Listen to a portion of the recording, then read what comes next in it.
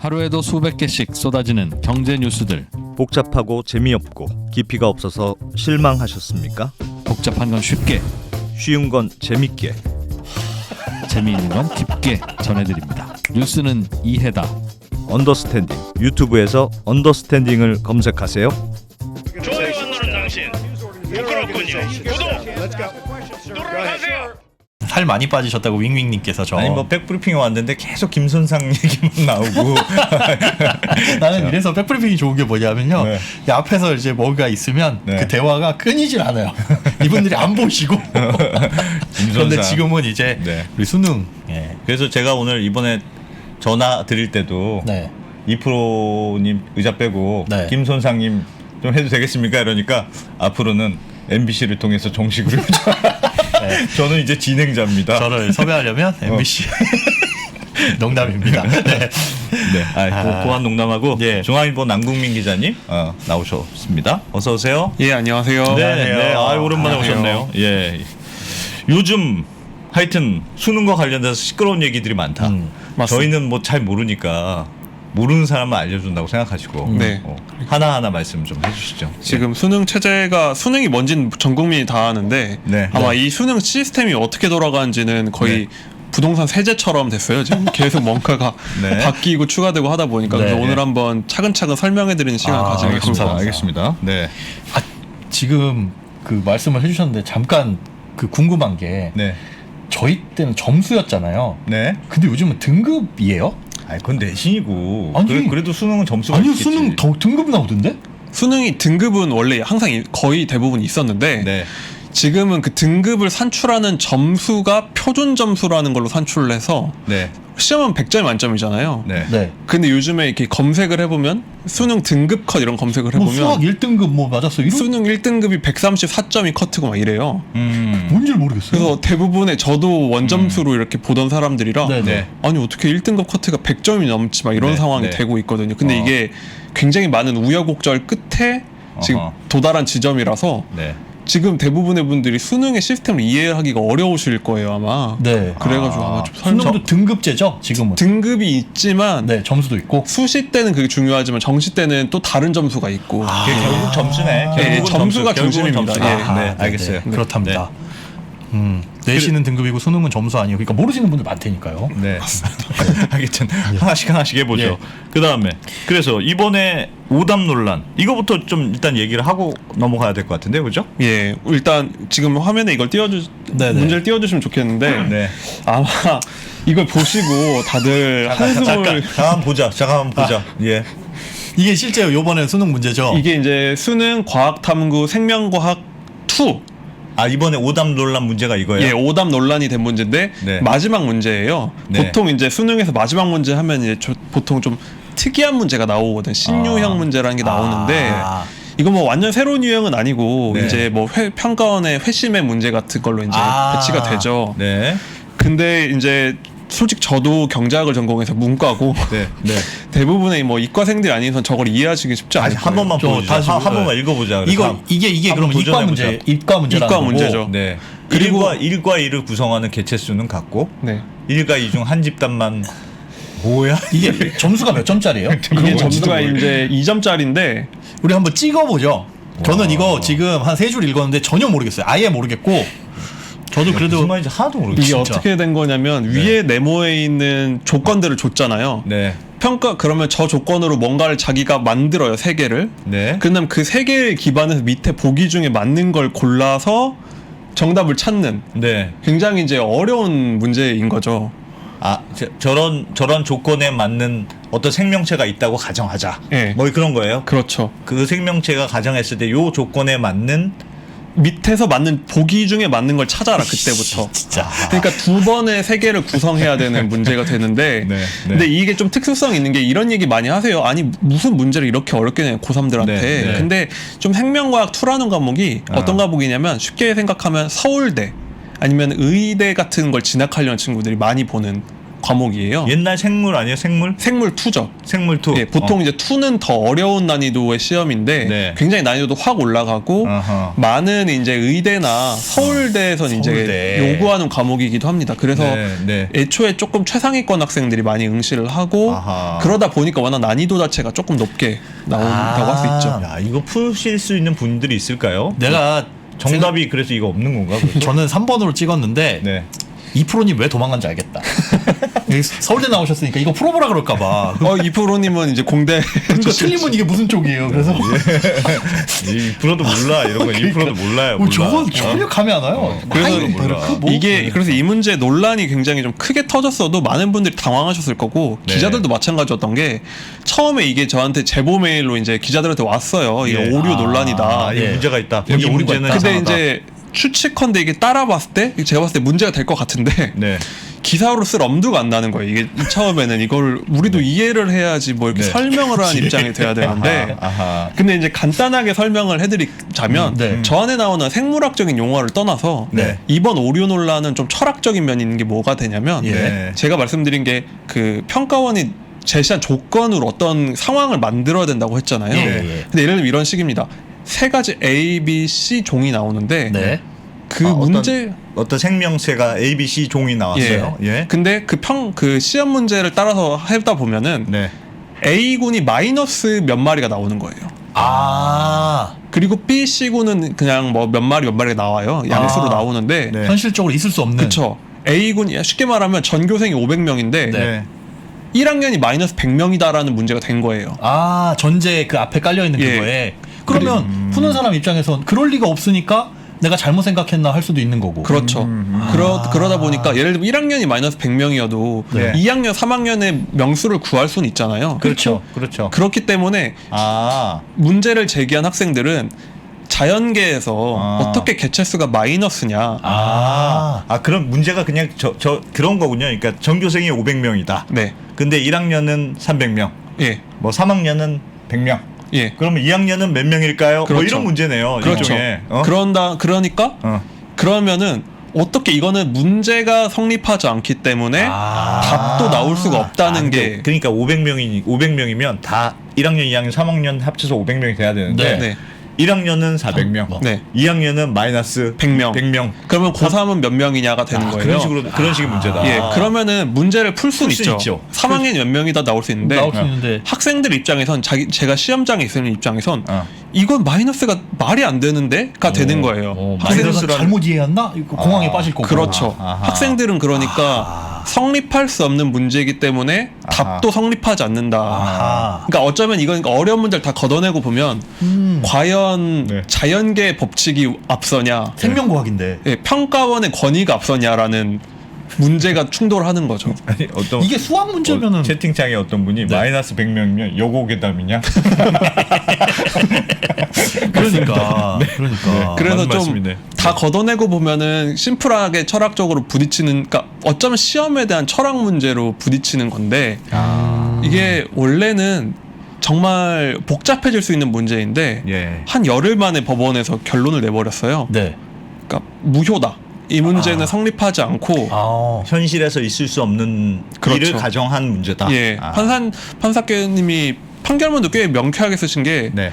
이 앞으로 이거를 만약에 성립한다고 해주면 예. 앞으로도 학생들이 성립하지 않는 문제를 가지고 내가 잘못한 건지 아니면은 이게 맞는 건지를 고민하게 될 혼란을 줄 수 있다. 아, 맞네. 와, 그 맞는 판사님 누구야? 멋있다. 맞는 말이네. 그래서 정말 이례적이었어. 이게 가처분도 인용을 해주. 그러니까 최초로 수능 성적표 나오기 전날 이 정답을 무효화를 했어요. 가처분 예, 신청 예, 받아서. 예. 오. 그러고 한 열흘 정도 만에 1심 판결이 나와서 클리어가 된 그거는 그래서 저건 다 정답으로 논란의 결정하기로? 여지가 그렇죠. 이건 성립하지 않는다라는 간결한 정답이 나왔어요. 뭐 그건 그럴 수 있을 것 같아요.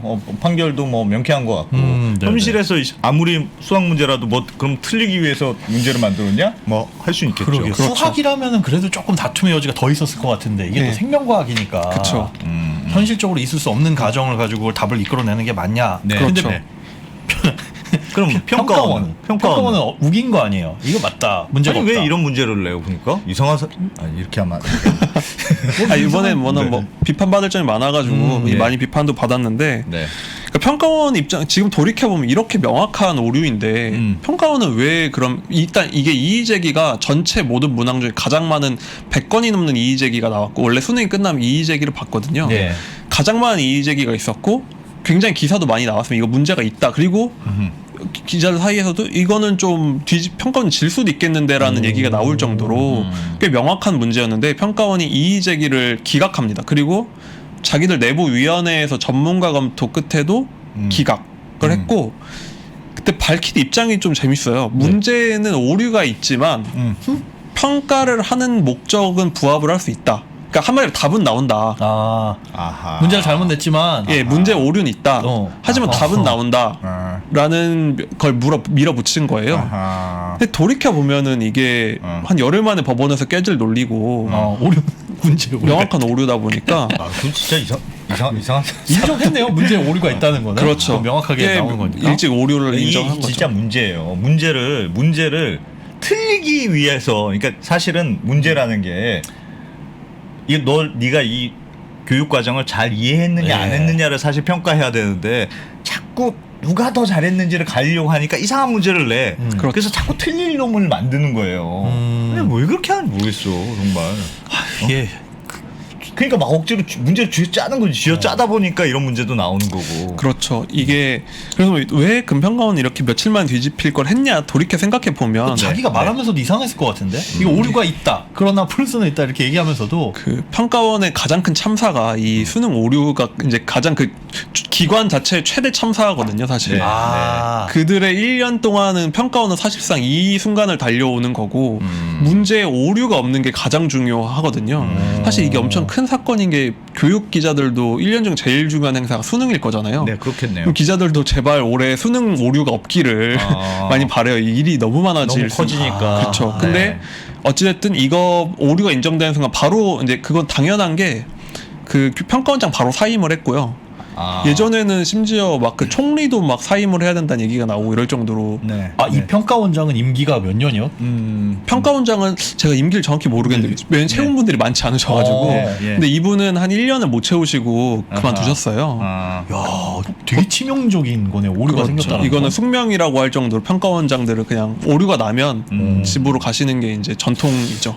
아니 근데 그 수능 문제 낼 때 저도 예전 기사 같은 데 보면 막 유명한 선생님들이 모여가지고 그래, 숙박하면서 뭐 어디 호텔에 감금돼서. 숙박해서 감금돼서 나오지도 못하게 네. 하고 너희는 이것만 내라. 그래서 서로 문제 낸 거 서로 비교해보고 뭐 이렇게 그렇게 하지 않나요? 근데 왜 이런 그렇죠. 이게 이게 반복될까요? 우리나라 수능 출제가 워낙 엄격한 걸로 유명하고 교사 뭐 학 전문가분들 뭐 자문까지 검토를 몇 번 하고 이렇게 문제가 나오는데 네. 그런데도 지금까지 역사상 9번의 수능 오류가 있었거든요. 근데 9번이라는 게 모르겠어요. 제가 듣기로는 별로 없었네라는 느낌이 들거든요. 그게 오히려 관점의 차이일 수도 있는데 어쩌면은 그러니까 퇴임한 평가원장분들이 이런 얘기를 해요. 그냥 네. 자기는 운이 좋았던 거지. 네. 왜냐면 한 해에 나오는 수능 문제가 850문제 정도 돼요. 그래요. 네. 그리고 수능에 나올 정도의 문제는 정말 최고급 문제들이 나오거든요. 가장 정합적이고 좀 논리적인 문제들이 나와요, 당연히. 네. 일반적인 그런 문제집에 있는 문제랑 다르게. 새로운 문제잖아요. 또. 그렇죠. 그리고 뭔가 새로 개발을 해야 되고 예. 지금 수능을 거의 30년째 봐왔기 때문에 예. 앞에 없었던 새로운 걸 계속 개발하는 것도 쉽지 않아요. 그러다 보니까 이렇게 이번에도 좀 특이한 유형을 하다 보니까 복잡해지다 보니까 좀 저렇게 문제가 생긴 면도 있어요. 그렇기 때문에 사실 그러니까 이건 평가원의 입장에서는 네. 오류는 운일 수도 있다. 사람이 하는 일이다 보니까 그럴 수도 있다. 이거는 평가원의 주장이고 예. 또 한편으로는 9번의 문제 오류 중에 6번이 탐구 과목에서 나왔거든요. 탐구 탐구 과목, 뭐예요? 그러니까 사회 탐구, 과학 탐구인데 뭐 물리, 화학, 생물, 뭐 지구과학, 그러다 1, 2, 3, 4, 4가 있고 예. 이 네 가지가 있고 뭐 곱하기 2 해서 뭐 과목이 17개가 넘어요. 네. 네. 그러니까 워낙 과목이 아, 많으니까 표가 네, 이게 올라와 보시면은 있구나. 예. 대부분이 다 탐구 과목이잖아요. 예. 그러니까 워낙 과목이 많아지는데 국어, 영어, 수학 같은 경우는 더 많은 인력을 투입을 하겠죠. 아 진짜 보니까 과학, 지구, 세계지리, 생명과학, 그쵸. 물리 이런 게 많았고. 예, 거의 탐구 과목에서 보면 의외로 언어, 영어는 한 번씩밖에 없었고요. 네. 네. 수학은 오히려 한 번도 없었습니다. 그러게. 네. 야 신기하다. 그러니까 수학은 오류가 그러니까 수학은 오류라는 게 나면은 완전 불성립할 수밖에 없고. 그렇죠. 그러다 보니까 좀 더 검수를 잘한다는 면도 있는 것 같고. 사실 수학은 오탄이면은 뭐 답이 정확하게 나오는 똑 떨어지는 거니까. 그렇죠. 그러다 보니까 좀 그런 특수성이 있다고도 하고요. 네. 또 다른 면은 좀 이런 게 있습니다. 그 평가원의 권위라는 말씀을 제가 드렸잖아요. 네. 그러니까 평가원이 어느 정도 이 시험 안에서의 그 모든 걸 관장을 할 권위는 있는데 예. 예를 들면 이런 거예요. 국어 문제를 냈는데 네. 우리나라 국어 국문학자분들이 많은 토론을 하시고 학설을 내고 이러잖아요. 뭐 네. 예를 들면 100년 전에 나왔던 한국문학도 막 해석이 바뀌고 그러잖아요. 예. 근데 그런 걸 다 받아들여주기 시작하면은 국어나 영어 이런 거는 끝이 없습니다. 사실 말하자면 정답이란 게 없을 수도 있거든요. 아 그러니까 저도 옛날에 그게 진짜 불만이었어. 이문 같습니다. 이문 누구인가? 이문 누구인가? 네, 네. 뭐 이렇게 밑줄 쫙 꺼놓고 이거의 뜻은 이거다. 그쵸. 그걸 다 외워야 독립, 되잖아요. 뭐, 어떻게 말이 돼 그게? 근데 사실 국어나 영어를 이 어쨌든 객관식 시험인데 네. 그런 모든 해석을 열어주면 어. 국어나 영어 같은 경우는 끝이 없어져요. 한두 끝도 없다. 그렇기 때문에 어지간하면 평가원이라는 그 출제자의 권위를 인정을 인정해줘야 해주는 면이 된다. 있어야 되는 거죠. 학교에서는 이렇게 가르쳐. 예를 들면 그 님이 내가 봤을 때 그 님이라고 하는 순간 이 객관식 시험이라는 게 의미가 없어져 버리거든요. 그렇죠. 근데 탐구 영역 같은 경우는 네. 우리의 실생활이랑 연결돼 있잖아요. 네. 예를 들면은 개체수가 마이너스가 될 수 없다는 이 자연 법칙보다 네. 평가원이 강할 수는 없다. 아 그래. 그런 좀 논리적인 차이가 있어서 평가원이 지는 거죠. 예를 들면은 결정적인 어떤 게 세계지리라는 시험이 2014학년도 있었는데 네. 지금은 없어요 세계지리가. 있습니다. 네. 그때 논란이 있었는데 네. 보기가 저거였어요. 북미 지역이 EU가 유럽이 북미 지역보다 경제 규모가 크다. 네. 그거 유명한 예. 문제였죠. 그랬는데 재밌는 게 교과서에서는 EU가 더 크다고 가르쳤거든요. 아. 예. 근데 실제 데이터는 북미가 더 컸어요. 네. 그 중간에 역전돼 버린 거예요. 아. 그럼 교과서는 잘못된 걸 가르치고 있고 아. 현재 나온 통계는 다른 건데 예.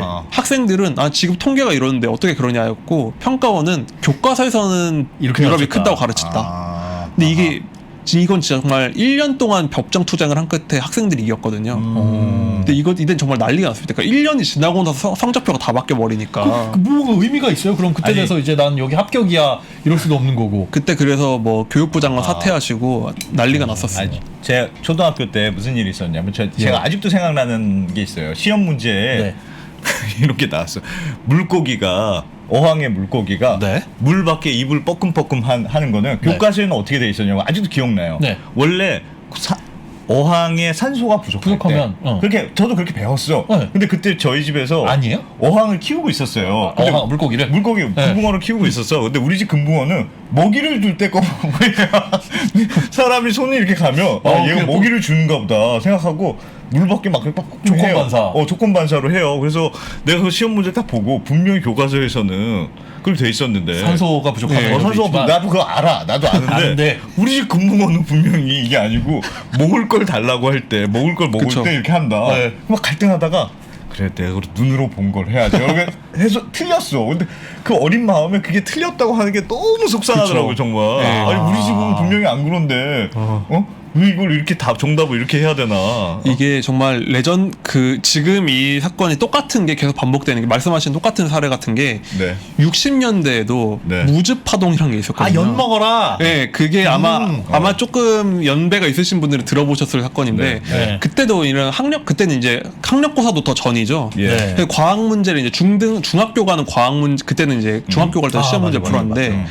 뭐 다음 중 뭐 이걸 넣으면 엿이 되는 것은 해서 냈는데 네. 그때 제가 이름이 기억나 어떤 화학 물질 그게 정답이었어요. 무슨 네. 아재 예, 예, 같은 거 그걸 같은데? 넣어 펩타젠가 뭔가 넣어야 네네. 되는데 4번이 무즙이었어요. 맞아요. 무즙. 근데 무즙을 넣어도 엿이 되긴 되는 거예요. 그래서 이걸 틀리는 학생들 부모님들이 어머님들이 그 무즙으로 만든 무즙으로 엿을 만들어서 그래.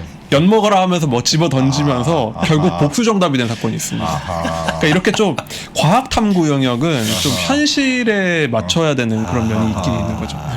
그러니까 그런 말씀 들어보니까 예를 들면 생명이나 뭐 지구과학이나 이런 경우에는 그러니까 다른 과목에도 다 출제 오류 논란들은 다 있으나 그쵸. 나머지는 그냥 권위를 인정해줘서 그냥 그러게. 넘어가는 거고 네.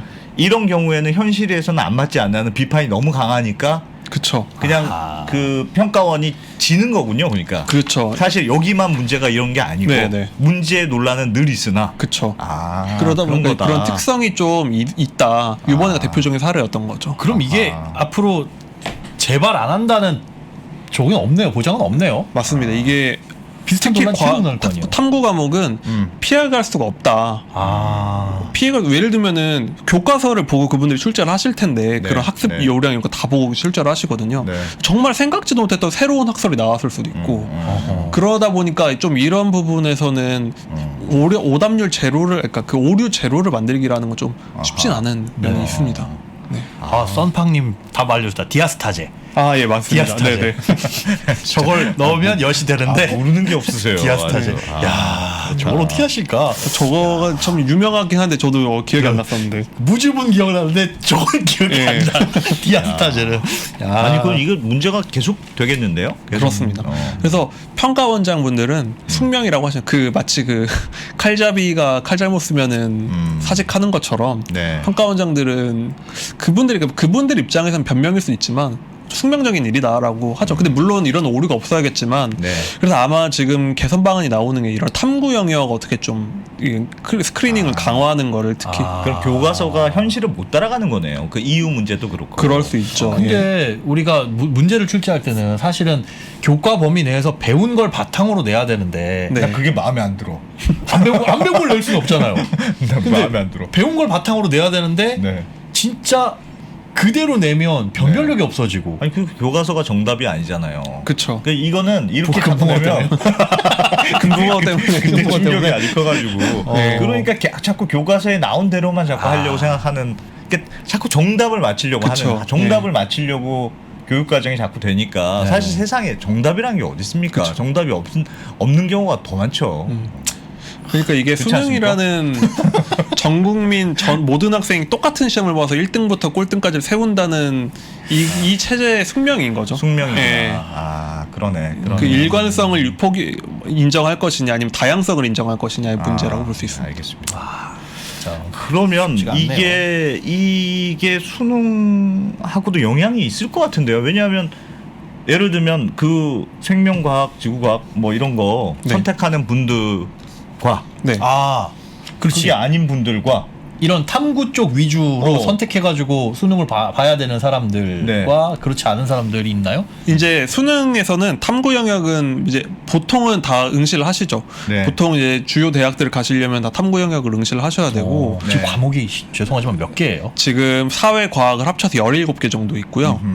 지금 사회 영역이 한 11개, 이제 과학 쪽이 이제 8개가 네, 있죠. 네, 물리, 화학, 생물, 지구과학. 네. 그리고 그게 각각 1, 2씩이 있어 가지고 네. 과학은 8과목, 이제 사회는 이제 11과목 정도가 있습니다. 그 묶어서 봐요. 제 기억에는 언어, 수학, 영어, 그 다음에 사탐, 과탐. 그쵸. 예. 이랬었거든요. 지금도 그래요? 아니면? 지금은 재밌는 게 저도 언수회라고 하고 자랐는데 네. 제가 어느 날 기사를 써서 이제 언수회라고 했었나 봐요. 언수회가 뭐예요? 그러니까 언어 수리 외국어. 언어 수리 외국어. 근데 네. 댓글에 어떤 분이 기자가 옛날 사람인가 보네 하면서 지금은 국수영이라 국어, 수학, 영어로 바뀌었거든요. 이름만. 그리고 한국사를 같이 필수 응시를 해야 되고요. 네.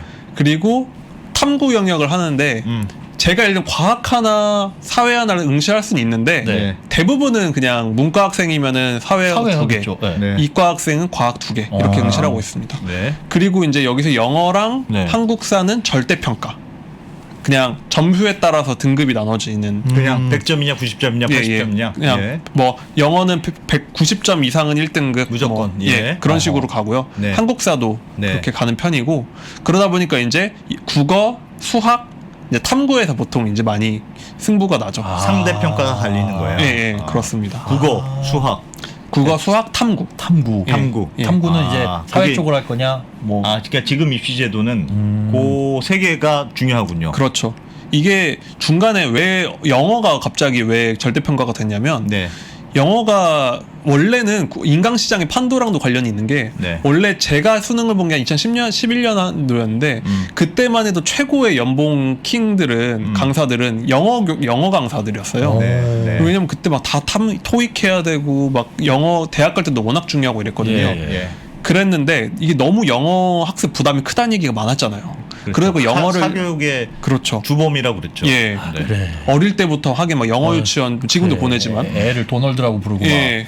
그래서 영어를 절대 평가화 해버리니까 네. 확 난이도가 이제 잘하는 학생들은 어지간하면 다 그냥 1등급 맞아버리게 되니까 판도가 이제는 수학으로 이제 갈림이 되는. 그래 수학이 중요하다고 했어요. 예, 요즘 수학이 우리 중요해요. 애들한테도 제가 항상 하는 얘기가 수학을 포기하면 안 된다. 오늘 뭐 수포자가 되면 안 된다. 더 말씀드리겠지만 앞으로는 더 중요해서 뭐가요? 수학이요? 예, 수포자 있고 그냥 입시 포기자가 저는 수학을 잘 못했는데도 네, 어떻게 했었는데 네. 이제는 이제 그것도 이제 더 이상 할 수 없는 시대가 오고 있더라고요. GDK님이 국어가 의미 없음 극단으로 어려움이라고 했는데 국어가 어려우면 어떻게 어려운 거예요 도대체? 아 국어가- 국어 옛날에는 그러니까 평가원들 그걸 너무 어렵게 내면 욕을 많이 먹으니까 네. 보통 어떻게 했냐면 국어는 좀 한국 사람이니까 좀 너무 절망적이지 않게 내요. 왜냐면 1교시를 너무 어렵게 내면 학생들 충격이 너무 커지니까 그쵸. 국어는 네. 좀 그냥 평범하게 내는 편이었고 보통 네. 수학, 영어로 그 해 난이도를 조절을 했어요. 네. 근데 영어라는 변수가 사라지니까 네. 수학이랑 이 국어가 짐을 중요한 나눠 비중이 쓰게 되는 거죠. 되겠죠. 예. 근데 실제로 이번에 어. 국어가 작년에도 조금 어려웠는데 네. 올해 너무 어려웠습니다. 국어가 국어가 정말 어려웠어요. 이게 수평 비교가 어려운데 네. 일단 좀 체제 바뀐 거 말씀드리면 네. 국어랑 수학 안에 네. 올해부터입니다. 올해부터 그래서 바뀐 입시제도. 아마 뭐 막 기사 헤드라인에 막 문이과 통합수능이라는 말을 읽어보신 분들이 계실 거예요. 통합수능이 뭐지? 언제 나눠서 봤나? 이렇게 생각을 하실 텐데 네. 이게 뭐냐면 국어랑 수학에 선택 과목이 생겼습니다. 에? 그 안에요? 그- 국어 네. 안에 선택 과목? 예. 아 국어 1, 국어 2 이런 식으로 있는 거예요? 어떻게 응시를 하냐면 네. 국어 공통 과목은 다 똑같이 보고 네. 수학에도 네. 공통 과목은 기초 있거든요. 국어가 있는 거예요. 예, 기초 그게 국어, 있고. 기초 수학이 있고. 예, 그런 다음에 제가 이제 신청을 합니다. 국어 안에는 어. 그러니까 그냥 이름만 아시면 돼요. 언어와 매체라는 게 예. 있고 화법과 작문. 네. 그 중에 제가 선택을 하는 거예요. 아, 둘 중에 하나를? 그리고 수학 안에는 네. 확률과 통계, 미적분, 기하. 이거를 내가 선택해야 돼. 선택을 하는 거죠. 그러면 2 곱하기 3에서 6가지 조합으로 그러네. 제가 예. 선택을 하게 되는 거예요. 네. 수학 잘하시네요. 네. 확률과 알겠어요. 통계하면 이거 배우는데. 알겠어요. 그러니까 선택 과목으로 국어 기초 수학 국어는 하고 그건 모두 다 그 중에 뭐 장문을 할 거냐, 예. 아니면 언어를 선택할 예, 거냐, 맞습니다. 그렇게 고르는 거고 내가 그건 심화 학습으로 뭘 할 거냐 예, 선택 맞습니다. 과목이 있는 거고. 예. 아 그렇게 고른다. 그렇죠. 마치 수학도 마찬가지고. 예, 일단 어. 치킨은 먹는데 어. 양념으로 할지 뭐 마늘로 할지 아, 그럼 이렇게 하면 되겠네. 네. 난 확률 포기. 난 확률 포기고 난 미적분으로 간다. 그래. 뭐 이렇게 되겠네요. 그렇죠. 이게 선택을 하게 되는 거죠. 어. 그건 이제 상대평가인 거죠. 그거 상대평가가 됩니다. 그렇게 되면은 네. 뭐가 문제예요? 그렇게 되면 그렇게 뭐가 되면 문제예요? 뭐가 문제가 되냐면 네. 예. 예전에는 등급 컷이라는 게 수능 끝나는 날 이제 기사 나와요. 보통 네. 뭐 국어 1등급과 90점. 아, 이런 게 그게 나오겠죠? 1등급의 네. 상대평가 네. 기준 점수구나. 예, 예. 네. 그런데 문제는 뭐냐면 국어라는 건 한 과목인데 그 안에서 시험지는 다르잖아요. 네. 그럼 원점수로 이걸 비교를 해버리면 예를 들면은 A 과목이 쉽게 나온 걸 응시한 친구는 그냥 원점수가 높아져 25점 버리잖아요. 이렇게 나오고. 그리고 한 명은 그냥 다른 과목을 선택했다는 이유로 원점수가 낮게 나오잖아요. 네. 그럼 둘을 한 묶음을 아, 묶으면 할 수가 없잖아. 그러면. 그럼 안 되잖아요. 안 되죠. 아. 그러면 이거 화면 한번 띄워주시겠어요? 이것도 이해하시라고 보여드린 건 아닙니다. 이게 뭐야 이것도. 아니, 야 이게 문제예요? 아니면 등급을 계산하는 방법. 예, 이건 절대 이해하시라고 보여드린 건 아이고, 아니고 왜 그러세요? 이게. 네, 이게 그냥 마치 그 공시지가 나오고 뭐 부동산 세금 나오는 것처럼 네. 네, 이런 공식을 만들었어요. 진짜. 와. 알겠어요. 알겠어요. 예, 아, 이런- 예, 그러니까 그- 이게 복잡해 보이는데 그렇게 이걸 되면은- 말로 하자면 예를 들면 국어 기초 플러스 어떤 사람은 안승찬은 국어 1과 장문을 선택했고 네. 김현우는 국어 1과 합법을 선택했다. 합법을 합법을 선택했는데 하필 재수 없이 제가 선택한 게 어려웠어 문제가. 네. 그래서 난 점수가 낮아. 난 네. 70점 맞았어. 저는 80점을 맞았어요. 김현우는 문제가 80점 쉬워서. 맞았어. 그럼 두 개를 그러면은 어떻게 비교할 거냐? 간단하게 생각하면은 내가 시험을 같이 본 친구들 있잖아요. 그렇죠. 같은 시험지 본 친구들. 그렇게 비교하면 되잖아. 그 그냥. 친구들이 잘 평균점이 높고 좀 공부를 잘하는 친구들이면은 네. 왜냐면 다 공통 과목은 보니까 네. 그럼 나랑 같이 본 애들이 좀 공통 과목의 평균이 높으면 네. 얘네들은 공부를 잘하는 애들이네. 그럼 얘네들의 표준 점수라는 걸 좀 이렇게 올려주는 가중치 같은 거네요. 너랑 같이 일종의. 싸운 친구들의 그거를 가중치를 좀 줘서 합치는 거예요. 그래서 요즘은 등급 컷이 표준 점수 133점 막 이렇게 나옵니다. 그러니까 옛날처럼 내가 본 시험지에 써 있는 점수가 아니에요. 그럼 그 표준 점수를 개인이 구할 수 있어요? 그건 모릅니다. 그거는 그건 평가원만이 알 수 있고 가중치 그러니까 내가 본 문제가 하필 어려워서 전체적으로 평균이 낮으면 너는 70점은 맞아도 표준 점수는 저쪽 82점이야, 애들에 뭐. 비해서는 그쵸. 어려운 시험을 봤으니까 그쵸. 한 80점으로 쳐줄게. 그게 표준 점수라는 거죠. 이렇게 준다는 거죠. 그러니까 공식은 어려워 보여도 논리적으로는 이게 조정을 해주니까 뭐 그럴 수 있겠네요. 예, 그렇게 돼서 네. 그래서 이게 왜 이렇게 복잡해지는 이유는 네. 이 안에 선택이라는 가치도 담고 이렇게 통합이라는 가치도 담고 하다 보니까 이 다양한 가치들을 이렇게 한 묶음으로 묶긴 해야 되잖아요. 그러다 보니까 이런 복잡한 조정이 생기고 있다. 근데 요즘 기사 볼 때 1등급 커트가 왜 130점이 나와? 라고 되면 이제 몇 점 그런 게 만점에? 있다. 원점, 그러니까 만점이라고 하는 건 네. 그러니까 100점 만점 이런 게 없는 거예요. 그, 표준 그쵸, 점수라는 건 몇 점이 나올지를 모르기 때문에. 그러니까 이게 그런 거네. 그러니까 예를 들면 지금 이제 미래 교육은 네. 뭔가 다양한 선택지를 줘야 돼. 그래서 하나만 딱 가르치지 말고 선택지를 그쵸. 많이 줘서 과목도 네가 골라서 시험 볼 수 있게는 해. 네.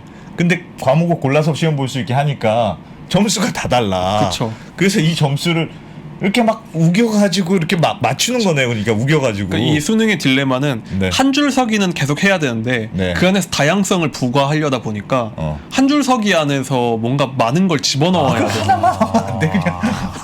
하나만 하면 안 된다. 예, 그러다 보니까 이게 많은 목적이 옛날에는 명확했잖아요. 1등부터 10등까지 만들기. 네. 근데 이제는 애들이 하고 싶은 걸 응시를 하고 네. 기하를 하고 싶으면 기하를 열심히 공부하게 하고 그럼 얼마나 좋을까? 네. 를 이 시험에서 집어넣다 보니까 시험엔 집어넣고 예. 근데 상대평가는 그대로 하니까 그렇죠. 그럼 복잡한 공식이 나오는 거예요. 그렇죠. 그러면 이거는 아무리 표준 편차를 조정하고 가중치를 두더라도 누구는 유리하고 누구는 불리한 게 반드시 나오겠는데요? 그렇죠. 이게 대표적으로 그래서 요즘에 문이과가 통합 수능이라고는 하지만 예. 문과 학생들이 굉장히 난처해졌습니다. 왜요? 왜요? 왜냐면은 아까 이제 수학은 세 과목이라고 했잖아요. 예. 그럼 보통 확률과 통계를 보는 친구들이 한 50%가 넘어요. 네. 근데 보통 확률과 통계를 그러니까 구문과 친구들이 보는 거죠. 그러니까 이제 그냥 옛날 문과 예, 지금은 보통- 합쳐졌지만 지금 명목상 합쳐졌지만 아직도 근데 많은 학교에서는 뭐 1반부터 4반까지는 문과반 문과. 이런 걸 아직도 하는 데가 많아요. 네. 그 친구들이 보통 이제 확률과 통계라는 걸 봅니다. 거기까지는 예, 배우니까. 이게 그 옛날에 수리 나형이 보통 요 정도였어요. 그러니까 네. 수리 네. 가형 나형 나눌 때. 네. 그리고 이제 미적분과 기하를 네. 이과 이과 애들이 원래 친구들이 배웠던 거죠. 보는 게 네. 되는데 일반적으로 그게 어렵구나. 그렇죠. 확률이 더 들어가는 거니까. 확률이 좀 쉬웠어요. 그쵸, 그쵸. 생각해보면 통계까지는 어떻게 볼만 했죠. 그 정석 앞에 나오는 그래, 게 미적분이 거의 어렵지. 행렬 뭐 예, 이렇게 예, 줘야 그쵸, 돼. 그쵸. 그렇지. 그랬는데 옛날에는 저도 수리 나형을 봤지만 네. 나형 팀 안에서 상위 4%가 1등급을 받았어요. 네. 그리고 가형 본 친구들 사이에서 4%가 1등급을 받았죠. 네. 네. 근데 이거를 어장을 하나로 묶어놓은 거예요. 와우. 아하. 그래서 그러면- 그럼 제가 말씀드렸다시피 저랑 같이 시험 본 친구들이 공부를 잘하면 제 점수 높게 나오잖아요. 그렇죠. 네. 그럼 거꾸로 말하면 저랑 같이 본 친구들이 공통 과목 점수가 낮으면 네. 나도 같이 내려가는 거거든요. 그 하향 평가 받는구나. 그렇죠.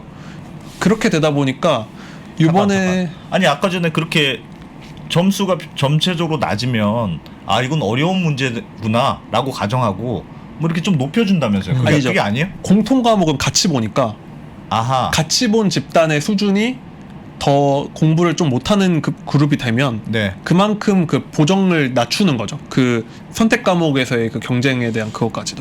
그래요. 예. 그러니까 한마디로 저랑 같이 본 애들이 잘하면 나도 점수가 잘 나오고 같이 본 애들이 못하면 저도 점수가 낮게 나오는 거예요.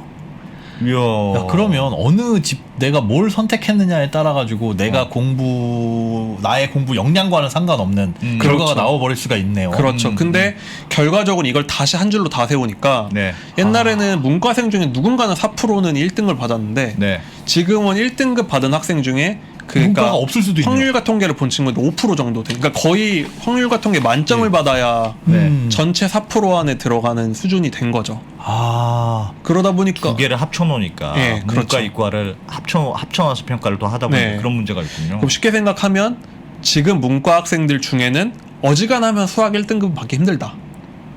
문이과 통합이라는 게 한마디로 조기 축구회랑 프로 축구 팀을 같은 섞어놓고. 리그에 넣어놓은 것처럼 된 거죠. 예. 그런데 국어 쪽에선 그 국어 두 과목 선택하는 요거 중에서는 네. 이 문과가 이 유리한 케이스는 없어요?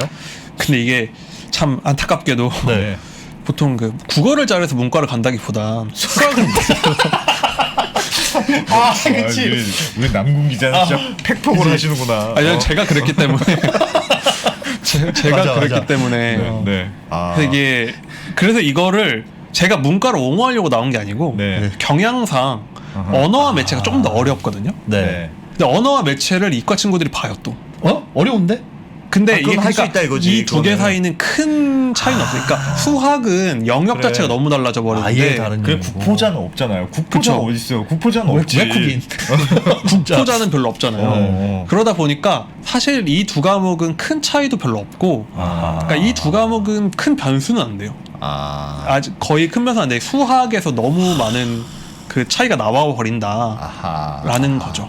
지금 구조상. 그러니까 문과하고 이과를 통합시켜 놨는데 문과 이과를 통합시켜 놓고 수학 시험을 같이 평가를 하다 보니까 수학을 잘하는 이과 학생들한테 훨씬 유리한 유리하고. 환경이 조성이 돼 버렸군요. 그렇죠. 그거는 별반 이걸 왜 차이가 합쳐놨어요? 그러니까. 왜 합친 건 왜 무슨 취지로 합쳤어요? 그러니까 좀 또 근데 이 체제를 옹호하는 분들의 주장은 이거예요. 특히 지금 수험생, 그러니까 오히려 기성세대들은 이게 잘못됐다. 문과 애들이 너무 불리한 거 아니야가 되는데 네. 처음에는 이제 저도 그렇게 생각을 했는데 아니요? 이제 저는 교육기사니까 학생들도 많이 보는 게 느껴져요. 댓글 네, 다는 친구들이 보면 아니 그거는 수학을 못하니까 당연한 거지라는 식으로 얘기를 하는 거예요. 그러니까 문과 이과가 어딨냐 그냥 수학을 못하니까 못 본 거지라는 식으로 된다는 거죠. 굳이 선을 가른 게 자체가 아예 문과 이과 나누는 것 그렇죠. 자체가 잘못됐다. 쉽게 말해 수리 나형으로 보호무역을 하던 입장에서 그거를 없애니까 그냥 당연히 그 딱 똑같은 잣대로 평가를 받아야 되는 거고 한마디로 옛날에 이과가 역차별을 받았던 거 아니냐라고 얘기를 하는 거예요. 그 수리 나형이라는 게 오히려 없죠. 너무 어려운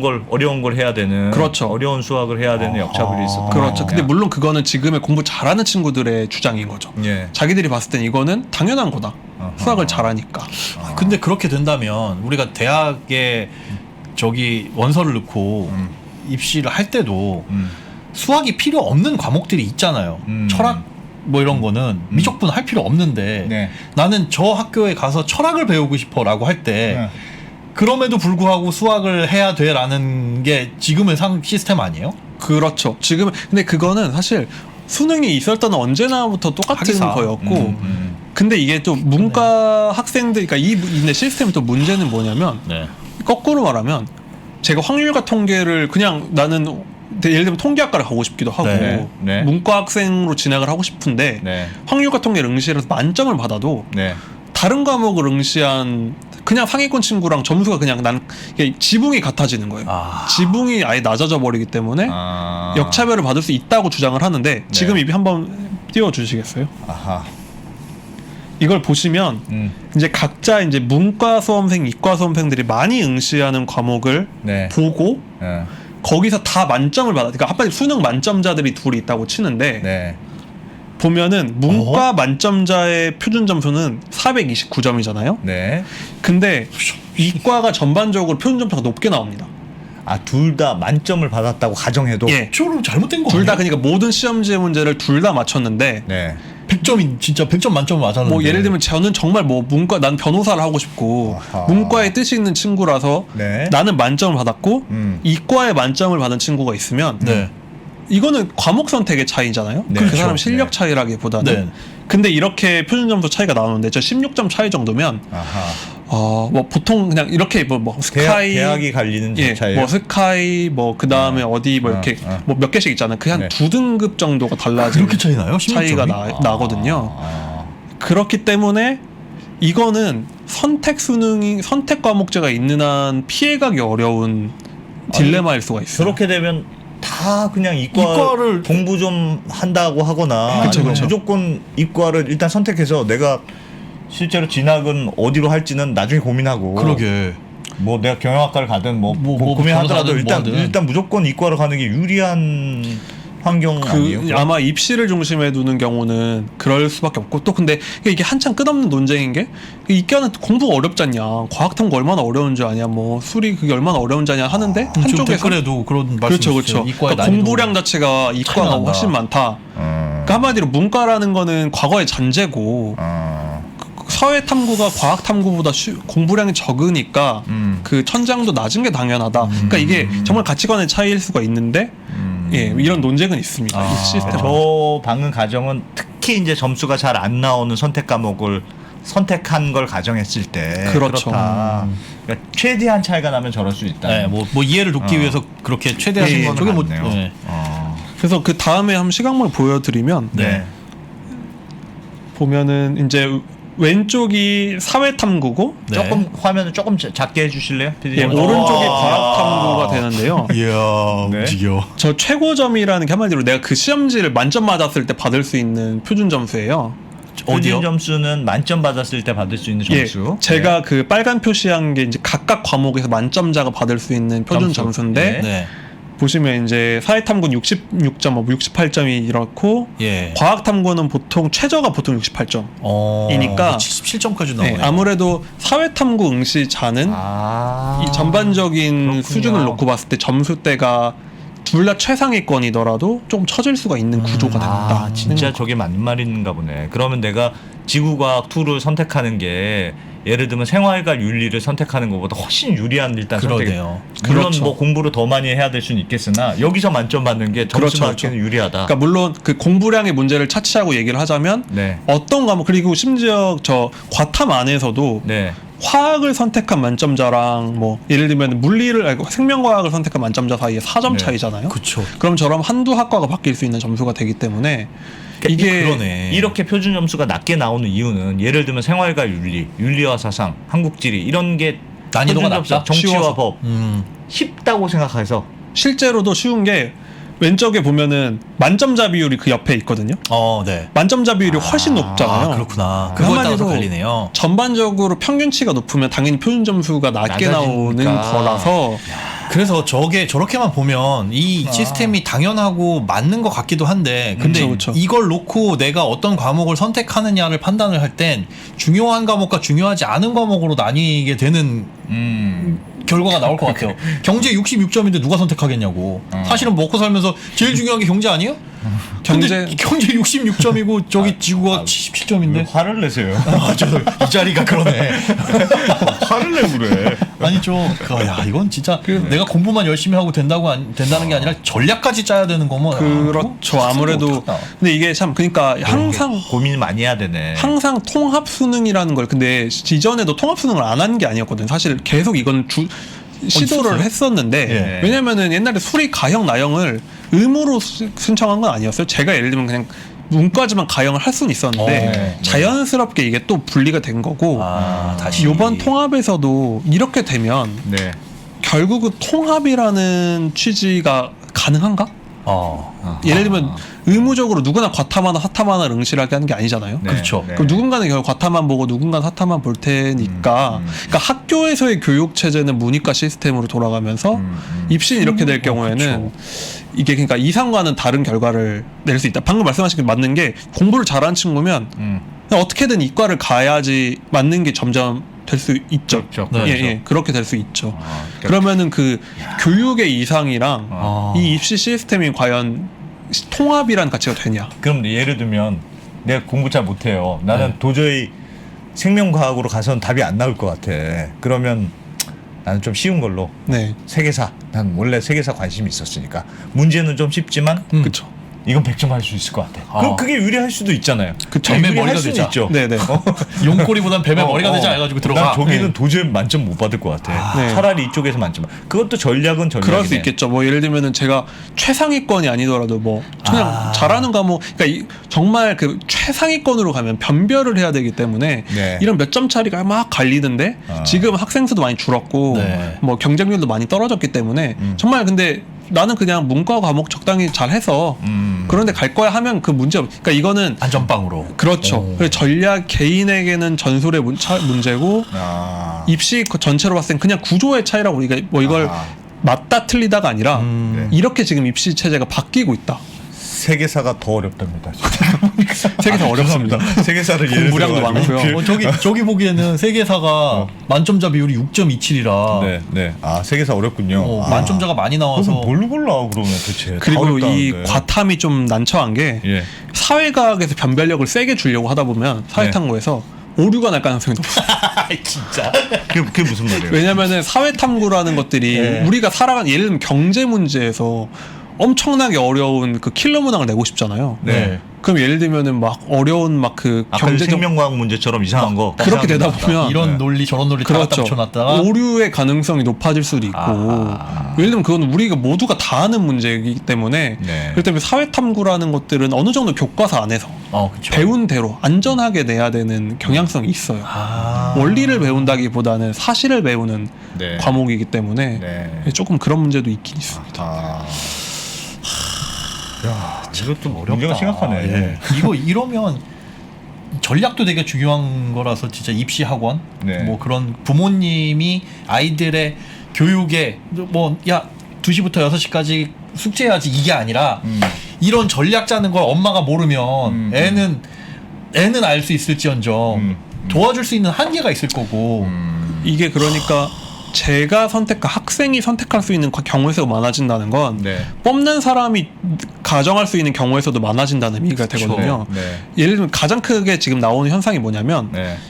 자연 계열에서는 보통 과학탐구 2 네. 응시를 요구를 한 경우가 많습니다. 아니면 가산점을 5에서 10%를 주는 경우가 많아요. 과학탐구 2 응시자한테. 네. 네.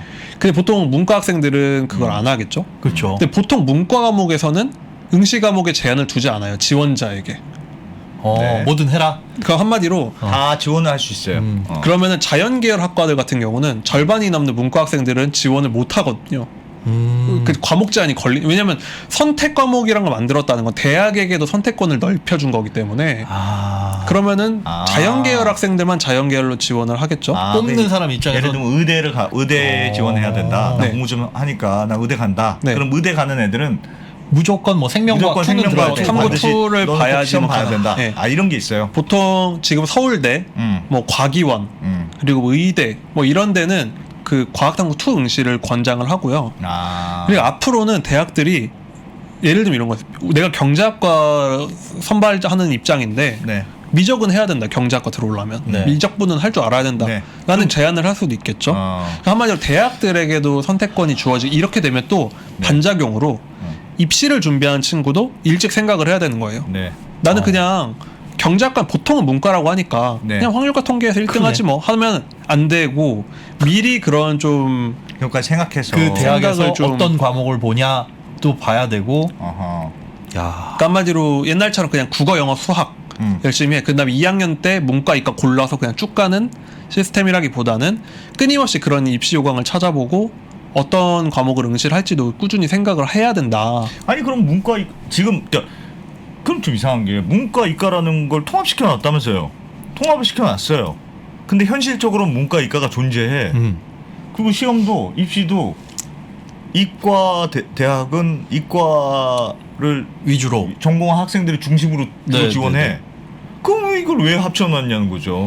그러니까 이게 항상 입시 체제라는 거에 항상 뭐 어떻게도 불만이 나온다고 하는 이유는 뭐냐면 네. 입시라는 건 어쨌든 이 교육이라는 시스템 안에는 대학이라는 뽑는 사람이 있고 네. 학부모 학생이라는 뽑히는 수요자가 사람이 있고 있고, 네, 뽑히는 네. 사람이 있고 네. 잘 가르치고 싶은 또 교육자가 있어요. 네. 그럼 항상 교육과 입시라는 수요가 들어오고 교육과 수요라는 입시라는 목표가 부딪히고 네. 수요자와 공급자 사이에서의 눈치 싸움이 벌어지거든요. 그러면은 지금은 한마디로 입시는 좀 통합 수능, 문이과 통합에 방점 맞췄지만 아직 학교와 대학의 생각은 또 다르고 네. 이게 근데 조정이 몇 년 있으면 또 되겠지만 네. 항상 이 뭔가 바뀌면 이렇게 빨리 그 정책을 정보를, 캐치를 해야 되는 문제가 생길 수밖에 없죠. 야. 그러니까 여기 진케이님이 말씀하신 것처럼 엄마가 신경 써주지 못하면은 그러면 이제 아이들의 입시에 또 문제가 생기는 그런 거라서 엄마의 정보력에 달렸다라는 게 그러니까 한편으로 이런 생각도 많이 할 수 있는 게 네. 우리가 네. 현금은 어디 가서도 쓸 수 있어서 제일 가치가 있다고 하잖아요. 네. 한마디로 옛날에 국영수 그냥 통합 점수는 이 점수표 하나만 있어 어디 가서든 다 받아주는 네. 점수표가 되는 거예요. 현금. 한마디로 돈만 벌면 된다가 되는데 네. 예를 예를 들면 잘해. 무조건 잘해. 네. 근데 여기는 코인도 주고 상품권도 주고 동전도 주고 이러면은 이걸 막 머릿속으로 생각을 해야 되는 거죠. 저 대학은 코인을 더 쳐주니까 뭐 예를 들면 예. 이런 식으로 조금 복잡한 사고를 할 필요가 있다. 왜 그것까지 해야 되지? 전략적으로 그러니까 하는 거지. 왜 그렇게까지 미리 정해서 그러니까 이거를 취지는 사회가 복잡해지니까 입시도 복잡해져. 입시도 복잡해지는 게 왜냐면 4차 뭐 그런 얘기도 하고 문이과 네. 통합 뭐 융합 얘기를 하고 그럼 사회의 복잡성을 대학도 반영하고 싶어. 네. 그럼 대학에게 자율성도 줘야 되고 아하. 라는 이런 복잡한 게 들어오는데 근데 사실 좀 이러다 보니까 그럼요. 가장 좀 와닿을 수 있는 문제가 뭐냐면 네. 제가 아까 말씀드렸잖아요. 문과는 자연계를 지원을 사실상은 어려운데 네. 근데 할 수는 있잖아요. 할 수는 있는데 네. 그럼 자연계 과목을 응시를 하면 그럼 문과가 아니겠죠? 그렇지. 그렇죠. 그렇죠. 근데 예를 들면은 이 자연계 대학들이 많은 부분들이 기하나 미적분을 응시 조건을 한다고 하는데 네. 그러면 보통 우리가 문과를 뭐라고 하냐 그냥 확률과 통계 응시자 비율을 문과생이라고 편의상 얘기를 해요. 일반적으로. 편의상 그냥 네. 기자들이 네. 판단할 때 예. 그냥 51% 되거든요. 네. 그런데 그러니까 문과가 인문계로 진학은 어렵죠. 네. 근데 이 거꾸로는 가능하거든요. 네, 이과가 문과로. 근데 아까 말씀드린 대로 전반적으로 이과생들의 표준 점수가 좀 높아요. 그럼 이렇게 되면 어떤 일이 생기냐면 네. 이거 시각물 한번 보여주시겠어요? 네. 이거는 여기 아우. 가려졌는데 출처가 이제 종로학원이라는 입시 업체이고 네. 밑에 이제 물론 이건 예상 합격선이다. 지금 네. 이제 절대 확정된 게 아닌데, 네. 그러니까 왼쪽에 점수가 나오잖아요. 예. 네. 그럼 이제 표준 점수인데 네. 네. 한마디로 저 점수권에서 이제 인문계열, 자연계열 비교를 하는데 네. 네. 제일 왼쪽은 제일 왼쪽은 같은 399점 9점이다. 398점이다. 요 정도 수준인데. 그쵸. 자연계는 서강대 물리학과, 성균관대 자연과학 계열로 갈 수 있는데 네.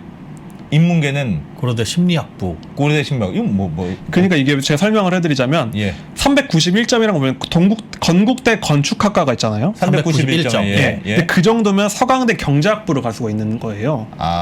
근데 보통 뭐 이거를 그 위계 서열 뭐 보통 그냥 외우는 거 있잖아요. 뭐 스카이, 네. 서성한, 중경외시 이렇게 되면 예. 지금 현상을 보면 제가 말한 이 조금만 화면을 키워주실래요? 저 391점을 중심으로 안 보이신데요. 글자가 너무 작아서 잘 안 보인다. 배고프고 졸립고님. 네. 좋은 고등학교. 아니 안 좋은 고등학교네. 배고프고 졸립고는. 조금만 키워줘 보세요. 여기 됐다. 쉽게 말하면 네. 이게 확정이는 절대 아닌데 보면 건국대 공대 상위권 학과면 네. 이제 그 서강대 최상위학부죠. 경제학부. 아니면 조금 더 해보면 고려대 도고동문과. 한마디로 이렇게 그 일반적으로 줄줄 외는 그 대학 서열에서 네. 두 칸 두 단계가 정도를 올라가는. 이제 이과 친구들이 지원을 할 수가 있게 된다. 저 이과 친구들이 절로 가면 저쪽 이걸 지원할 수 있는 점수가 된다. 그렇죠. 그러니까 이게 그러니까 패단이긴 하지만 네. 대학 서열이라는 게 굉장히 있죠. 공고하잖아요.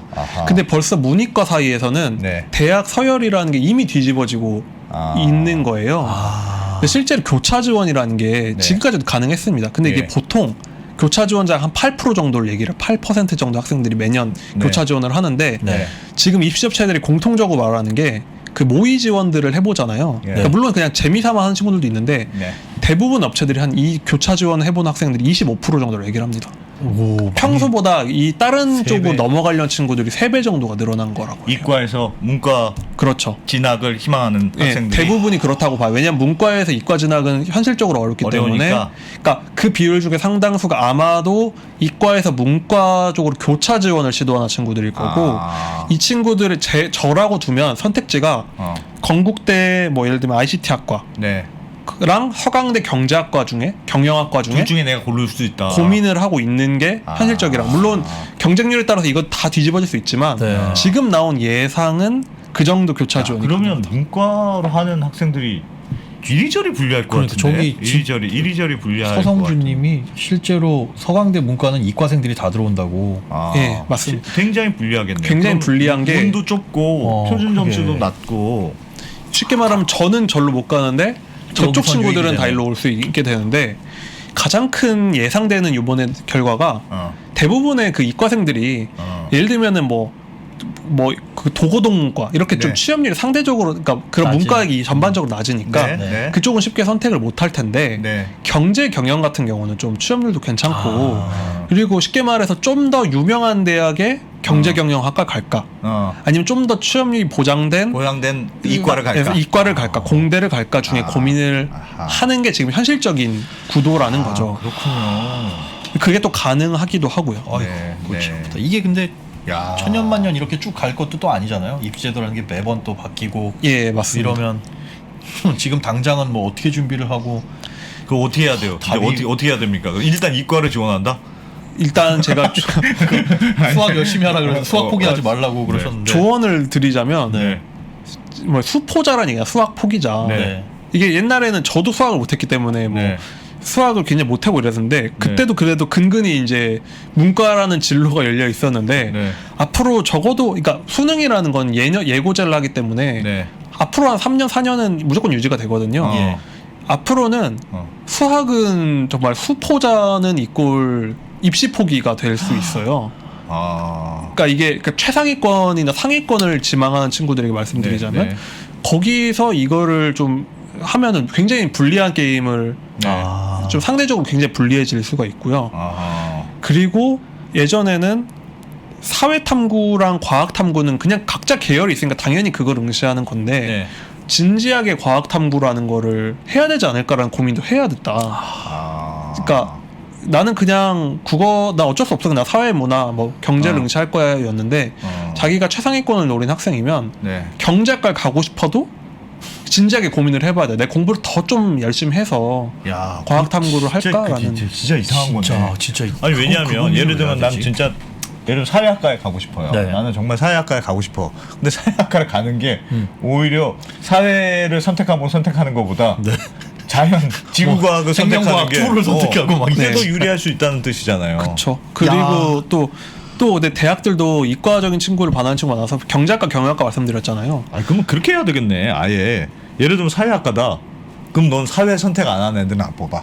아니 그렇게 미적분 아니면 미적분 안 근데 들은 사회 애들은 선택했는데 점수가 저렇게 아까 저거 표준 점수가 낮게 나와버려서 그래서 못 가면 아 이건 또 무슨 결국 더 생명과학 2를 더 열심히 해야 되는 이런 일이 벌어지잖아요. 아니 그래도 그렇게 해야 형평성이 맞지. 그래서 이게 지금 입시제도가 이렇게 바뀌었잖아요. 네. 그러면은 대학 쪽에 이제 이게 잘 돌아가려면 대학 쪽의 반응도 중요해집니다. 왜냐하면 대학들이 이거를 고려를 해야 되는 거예요. 예를 들면은 지금 경제학과 같은 경우는 많은 상위권 대학들이 네. 수학을 40% 반영하는 경우가 있거든요. 예. 수학을 40% 반영은 굉장히 많이 하는 것도 국수탐으로 나눠봤을 때는 40%를 반영. 40%면은 보통은 그냥 경제학을 이과 문과로 분류를 하는데 문과죠, 예. 40%면 굉장히 많이 반영을 하는 그러네. 거예요. 네.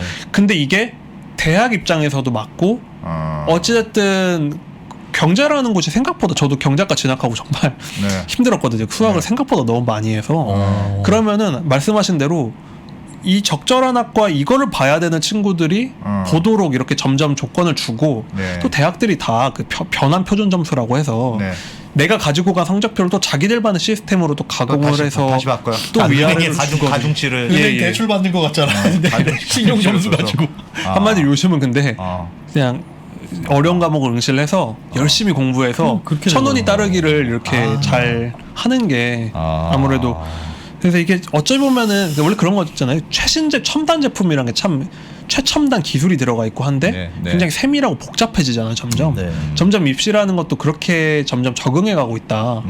그럼 우리도 많이 정보 탐구나 학부모에게 많이 요구하는 게 많아진다는 거죠. 아, 그렇군요. 수학이네 수학.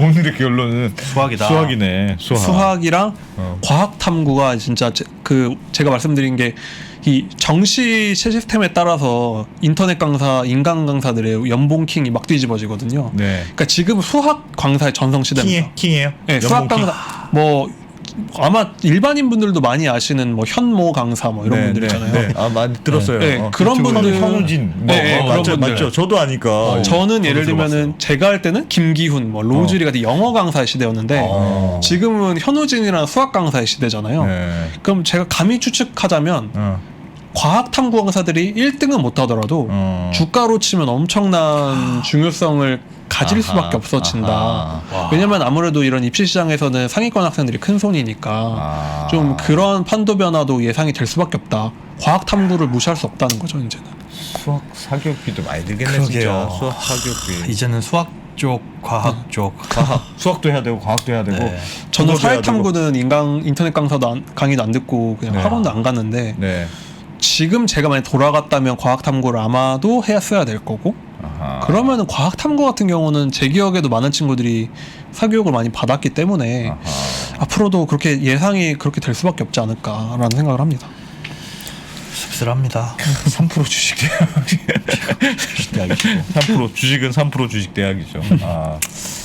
알겠습니다. 야. 요즘 입시생이 아닌 게 정말 저는 다행스럽네요. 와, 정말 정말 갈수록 어려워지는 것 같아서 학부모님들 고민이 더 클 것 같아요. 저야 뭐 아무 고민 없는데. 저희 애들이 초등학생 쌍둥이인데 네. 수학이 없는 세상에서 살고 싶대 우리 애들은. 그래서 제가 안 돼. 수학 포기하면 안 돼. 그럼 정말 특단의 대책을 지금 상황에서는 네. 아, 수학 강좌. 야, 저희가 우리가 이걸 할 게 아니고 네. 내가 보니까 백브리핑이 왜 돈을 못 버나 했더니 수학 강의를 해야 되네. 그러니까요. 수학이나 과학 강의를 해야 되네. 과학 강의. 그런 걸 해야 돈이 되는 되겠네. 학원을 차려야죠. 학원 입시 전략 학원. 정말 그게 그래야 돈이 되는구나. 그렇군요. 씁쓸합니다. 아이고. 알겠습니다. 네. 자, 남궁민 기자님. 너무 재밌었습니다 오늘도. 감사합니다. 어려운 얘기라서 어려운 얘기라서 지금 시청자들 막 빠져나갔어요. 어디 가셨어? 이렇게 이거 되게 중요한 얘기인데. 자, 남궁민 기자님 고맙습니다. 예 감사합니다. 고맙습니다. 역사상 최고의 수익률의 강세장이 이어지고 있죠. 금융위기 이후에. 근데 이 강세장의 끝은 다 급락이에요. 또 이렇게 나오는 거 아니냐에 대한 걱정들이 커지는 거예요. 디램 사이클도 바닥을 딛고 돌아설 수 있는 가능성이 있으면서 동시에 그 당시에 자사주 매입을 강하게 하면서 삼성전자 주가가 2배 이상으로 강하게 올랐었기 때문에 저희는 그렇게 되면 삼성전자 주가는 진짜 많이 오를 수 있다 라고 생각을 하고 있고요. 아직은 그러기는 좀 힘들다. 네이버, 카카오톡 플랫폼 기업들 그리고 2차 전지의 기업들 뭐 이런 유두를 묶어보게 되면은 그래도 이 정도를 합하면 하나의 어떤 삼성전자를 대체할 만큼 빠르게 올라왔다는. 명품이 백화점에서 구조적으로 성장해주는 유일한 품목이기 때문에 신세계의 고성장이 굉장히 눈에 띄었던 해였습니다. 지금 보는 이 가치평가 프레임이 붕괴한다라고 생각하는 거고요. 가치평가 프레임의 붕괴라는 것은 쉽게 얘기하면 기존 산업이 붕괴하는 것을 의미한다라고 저는 생각을 합니다. 내가 주식을 능동적으로 분석하고 끌고 가야 되는 거지 끌려다니는 것만큼 스트레스를 받는 게 없고 에너지가 소모되는 게 없거든요.